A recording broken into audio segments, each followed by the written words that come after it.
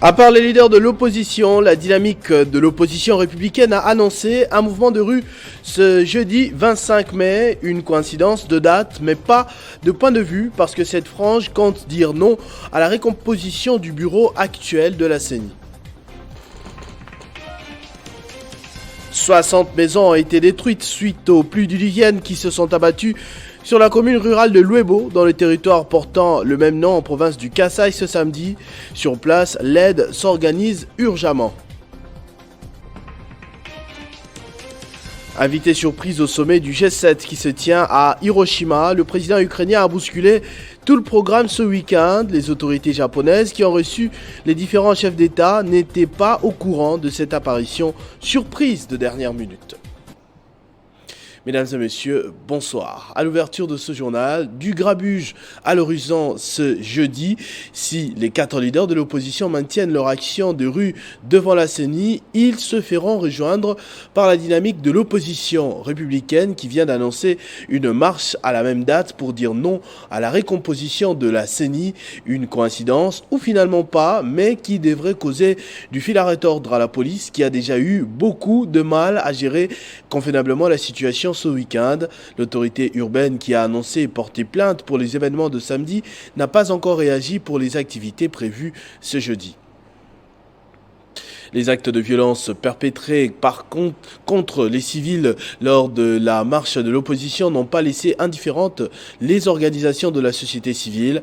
L'association congolaise pour l'accès à la justice n'a pas tardé à réagir pour condamner ces bavures enregistrées. Georges Kapiamba exige une enquête judiciaire contre les auteurs. On l'écoute au téléphone de Christian Kalonji. Oui, nous avons condamné le fait que l'autorité urbaine ait accepté l'organisation simultanée de plusieurs activités politiques, dont 2 marches le même jour, donc à la même date, sans être certain d'abord que la police avait une capacité certaine à mieux encadrer tous les groupes, mais de 2, sans craindre un éventuel affrontement entre les partis ou les groupes, les organisateurs rivaux. Et nous avons insisté pour que, surtout pendant cette période, avec l'agression de la RDC par le Rwanda à travers le M23, et pour éviter des infiltrations qui peuvent générer à des troubles très graves, que les autorités politico-administratives ne puissent plus autoriser ce genre d'activités simultanées. Deuxièmement, nous avons condamné les actes de violence, principalement commis par les éléments de la police, en particulier contre un enfant dont nous avons tous vu dans la vidéo sur l'avenue Kanza, mais aussi non loin de là, quelqu'un qui a été tabassé alors qu'il était déjà maîtrisé, qu'il était déjà à l'écart, en dehors même de la zone qui était considérée comme interdite par la présence d'un grand attroupement. Et donc nous avons exigé globalement par rapport à tout ça qu'une enquête crédible judiciaire puisse être menée et que les auteurs soient traduits en justice. L'Alliance des forces pour le bien-être des Congolais de l'ancienne ministre du Travail Néné Nkoulou condamne la répression de la marche de l'opposition de ce samedi, aussi en tant que parti politique. Dans une déclaration, la direction de ce parti qualifie cela d'un acte récidiviste et barbare.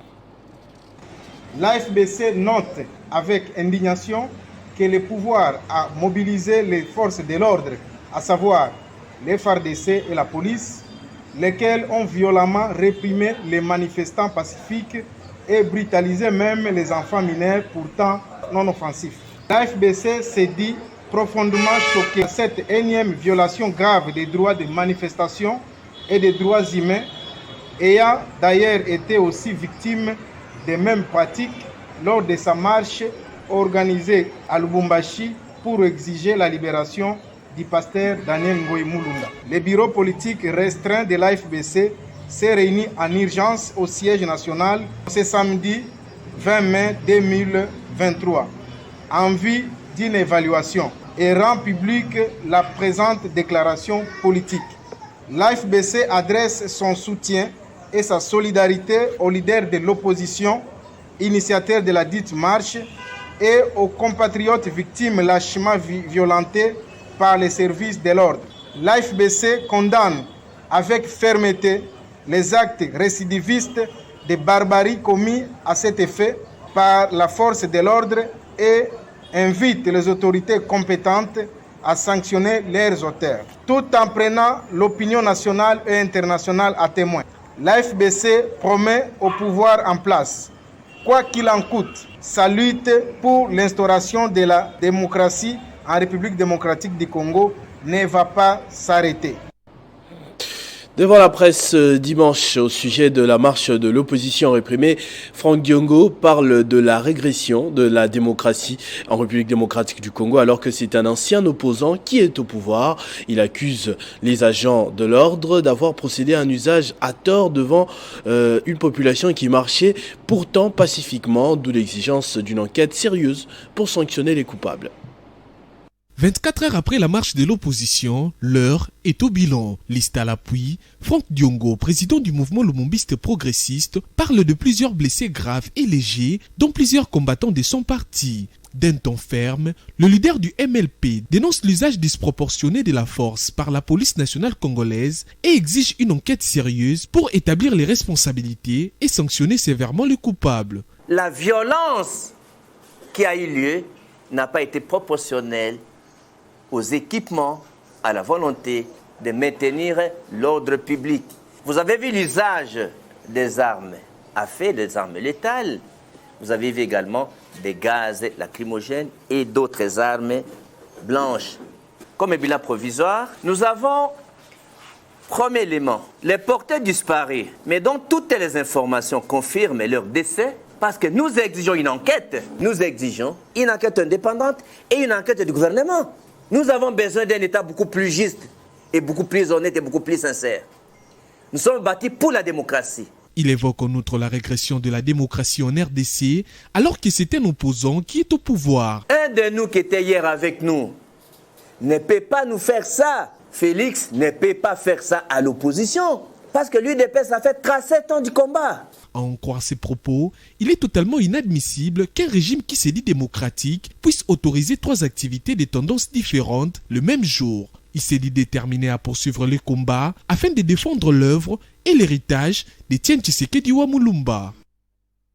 L'Alliance des paysans et indépendants a pris une série de décisions, parmi lesquelles la nomination d'un coordonnateur Troïka avec ses adjoints dans les territoires de Pangui au Maniema. L'objectif est de se mettre en ordre de bataille pour les prochaines échéances électorales. L'Alliance des paysans et indépendants continue à affûter ses armes. Comme toute autre partie, l'API vise la conquête du pouvoir et c'est par toutes les voies légales. Vu la constitution de la République démocratique du Congo telle que modifiée, vu la loi du 15 mars portant organisation et fonctionnement des partis politiques, considérant l'option levée par les bureaux politiques d'Alliance des paysans et indépendants quant à la nécessité d'implanter le parti sous l'ensemble du territoire national en vue de renforcer son ancrage à l'intérieur du pays.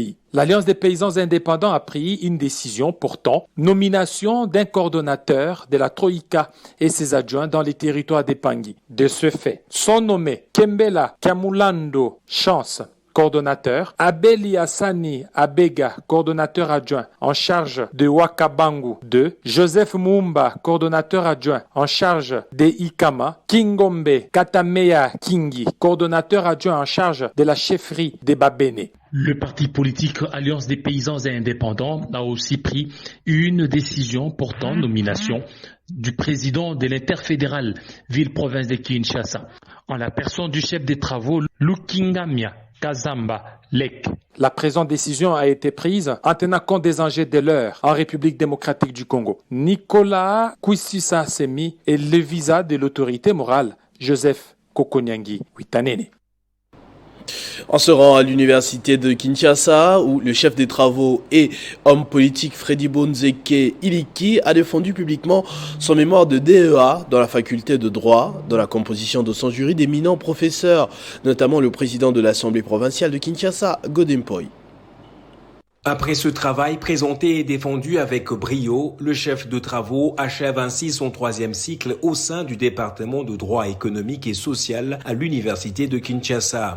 Son étude a porté sur le règlement des litiges de sociétés commerciales sans personnalité juridique avec leurs créanciers en droit des loada, les enjeux et perspectives. Un travail de longue haleine pour lequel le chef de travaux n'a ménagé aucun effort afin d'avoir les données exactes. Dans ce travail, nous avons analysé et interprété les textes, mais nous étions obligés de descendre aussi sur terrain. Descendre sur terrain pour chercher à voir si réellement ces sociétés-là existent. Ces formes de sociétés sans personnalité juridique font courir l'insécurité et aux créanciers et à l'État. Un travail qui se veut aussi original tant il répond aux problèmes concrets et vécus. Il a été dirigé par le professeur ordinaire Dieudonné Loaloankuna et avec comme copromoteur notamment le professeur ordinaire Gary Sakata. Ce sont des sociétés d'existence juridique.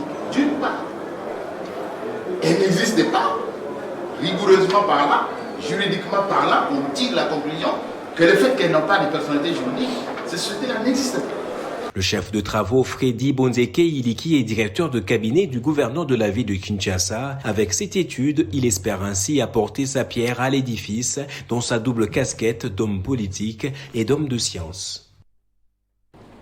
60 maisons ont été détruites suite aux pluies diluviennes qui se sont abattues sur la commune rurale de Luebo, dans le territoire portant le même nom, en province du Kasaï, ce samedi. Le coordonnateur territorial de la nouvelle société civile congolaise, qui a confirmé la nouvelle à 7sur7.cd ce dimanche, ajoute que 5 enfants et une femme sont grièvement blessés. Georges Katumba, coordonnateur de cette structure citoyenne en territoire de Luebo, a expliqué que les propriétaires des maisons détruites, qui ne savent à quel sein se vouer, passent la nuit à la Belle Étoile. Les blessés sont internés dans une structure sanitaire de la place pour des soins appropriés. Anne Mbunguje a officiellement lancé dimanche à Goma sa fondation qui porte son nom. C'était à travers une marche de santé et une remise de l'assistance à l'orphelinat Flamme d'amour au groupe d'accompagnement des malades, GRAM. C'est à travers une marche de santé que la fondation Anne Mbunguje a été officiellement lancée à Goma. Anne Mbunguje a à cet effet mobilisé plus de 500 personnes qui ont fait plusieurs kilomètres à pied pour marquer cet événement. Partie du rond-point Instigo, la marche est allée chuter au quartier Keshero, précisément à l'orphelinat Flamme d'amour, où une importante quantité de vivres et non-vivres ont été remis aux orphelins encadrés dans ce centre. Le même geste a été posé au groupe d'accompagnement de malades en sigle GRAM. Son coordinateur Adjabou Marcelin précise que la fondation Anne Mbunguje n'est pas à sa première action au sein de cette structure. La fondation nous appuie dans l'encadrement des enfants orphelins ainsi que leurs familles d'accueil. Et aussi les enfants bénéficient de la scolarisation. La fondation Anne Mbunguje prend en charge 50 enfants. Anne Mbunguje, qui est coordonnatrice de sa fondation, travaille pour l'amélioration des conditions de vie de la population. Son porte-parole, Lubonja Dieudonné, revient sur l'essentiel de cette journée. L'activité d'aujourd'hui consistait non seulement au lancement officiel de notre fondation, mais aussi une manière comme Madame Anne Mbunguje, qui est la présidente de notre fondation, a toujours dans ses activités ou dans ses actions des actions caritatives. La fondation Anne Mbunguje a comme principale mission améliorer les conditions de vie des populations, sensibiliser la population pour la protection de l'environnement et apporter un soutien aux initiatives des jeunes. Plusieurs avenues du quartier Mikeno dans la ville de Goma deviennent de plus en plus propres et praticables. Cela grâce au notable du coin Rémi Rouzingué qui s'est lancé depuis quelques jours dans les travaux communautaires pour donner une bonne image à ce quartier chaud de Biréré. Voici l'image que présentait la rue derrière le stade des volcans. Nous sommes dans les Biréré à Goma. Une poubelle en forme d'une montagne s'y trouvait et dégageait une mauvaise odeur. Difficile pour les véhicules, motos et même les habitants d'y passer. Pourtant, une route est très capitale car il y a 2 avenues du quartier Mikeno, dont celle du Vemé et de Kitona. Selon les témoignages des habitants de ce quartier, ces immondices y ont été jetés depuis plus d'1 année. Les autorités de base n'avaient pas de moyens pour son évacuation. Très touché par cette situation, Rémi Rouzingue, notable du coin, a mis les moyens en jeu pour son évacuation. Ces jours, comme vous pouvez le remarquer sur ces images, les véhicules peuvent passer facilement. C'est que salue le chef du dit quartier. Vraiment, c'est un privé, c'est un garçon de Birere. Vous savez que nous sommes ici à Birere. Vraiment, il est animé de bonne foi, de bonne volonté. Il nous a vraiment sensibilisés. Il a mis les moyens, les enjeux pour que ces images puissent sortir. Vraiment, nous disons merci beaucoup à M. Rouzingue. Les membres de l'ASBL Birere sans frontières, dont Rémi Rouzingue est coordinateur international, qui ont supervisé ces travaux communautaires, se disent satisfaits de la réalisation de ces travaux. M. Rémi Rouzingue n'a pas hésité à mettre tous les moyens possibles pour que cette activité puisse arriver à son terme. Rappelons que Rémi Rouzingue reste déterminé à rendre la ville de Goma propre à travers différents projets d'assainissement. En international, pour terminer, plusieurs invités au sommet du G7 ont été surpris par la présence de l'Ukraine en dernière minute, y compris le Japon, pays organisateur. C'est la France qui a organisé ce transport de Volodymyr Zelensky après son rendez-vous au sommet de la Ligue arabe, un G7 marqué entre autres par les dénonciations de la Chine. Il fallait faire venir Volodymyr Zelensky au Japon. C'est la France qui s'en est chargée. Et d'après son homologue français Emmanuel Macron, qui a pris la parole devant la presse juste avant l'ouverture des débats ce dimanche matin, les premiers résultats sont déjà là. Je pense que c'est l'honneur de la France d'avoir fait cela, et je pense que c'est tout à fait cohérent avec notre politique de soutien dès le premier jour. Et c'est aussi la France bâtissant la paix, cherchant des solutions. La France est une puissance de solutions dans cette affaire. Nous l'avons dit dès le début. Nous avons tout fait pour éviter cette guerre. Depuis le début de cette guerre, nous avons une position très claire et constante. Nous soutenons l'Ukraine par tous les moyens. Nous ne rentrons pas dans le conflit et nous veillons à ce qu'il n'y ait pas d'escalade. Et nous avons sanctionné, sous présidence française de l'Union européenne, en gardant l'unité, la Russie. Mais depuis le début, nous disons, à un moment, les armes devront se taire, le droit international doit être respecté et les droits du peuple ukrainien se faisant. Cette troïka est notamment constituée du Brésil, de l'Inde et de l'Indonésie, entre autres, des pays qui, certes, se disent favorables à la paix, mais qui pourraient s'y contenter d'un cessez-le-feu en Ukraine. Et cela, estime le président français, que Volodymyr Zelensky et les alliés de l'Ukraine doivent faire la différence. Si faire la paix, c'est faire de la guerre en Ukraine un conflit gelé, c'est une erreur pour nous tous. Parce que l'expérience nous a appris qu'un conflit gelé, ce sera une guerre pour demain. Et donc n'ayons pas une préférence absolue pour le présent, par lâcheté ou par facilité. Personne ne s'attend à ce que le ligne bouge en un jour. Mais on saura très vite si le président ukrainien a marqué 2 points. Les communiqués issus de cette réunion commune devraient être publiés bientôt. Ce journal est terminé. Je vous en rappelle tout de suite les principaux titres. À part les leaders de l'opposition, la dynamique de l'opposition républicaine a annoncé un mouvement de rue ce jeudi 25 mai, une coïncidence de date mais pas de point de vue, parce que cette frange compte dire non à la récomposition du bureau actuel de la CENI. 60 maisons ont été détruites suite aux pluies diluviennes qui se sont abattues sur la commune rurale de Luebo, dans le territoire portant le même nom en province du Kasaï ce samedi. Sur place, l'aide s'organise urgemment. Invité surprise au sommet du G7 qui se tient à Hiroshima, le président ukrainien a bousculé tout le programme ce week-end.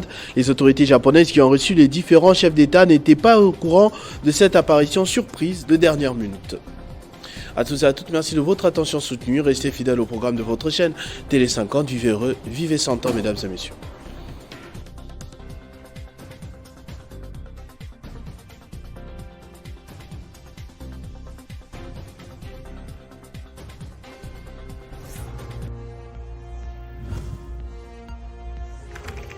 L'actualité reste incontinue.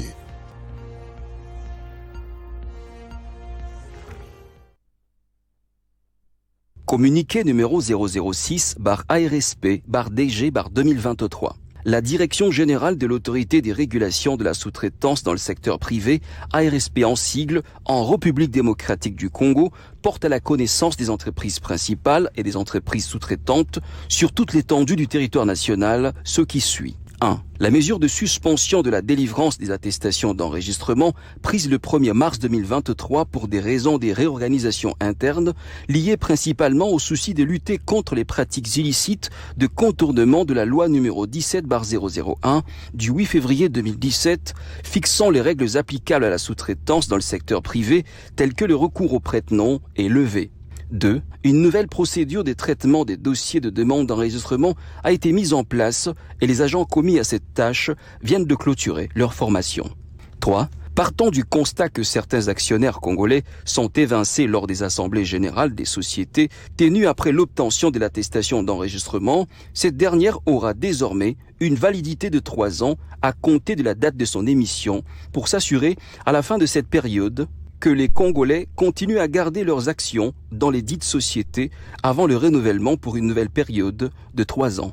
Enfin 4, la délivrance des attestations d'enregistrement reprend dès ce jeudi 18 mai 2023. Fait à Kinshasa le 16 mai 2023, honorable Katem Kachal Miguel, directeur général. ARSP, bras armé de l'État pour la création et le développement de la vraie classe moyenne congolaise.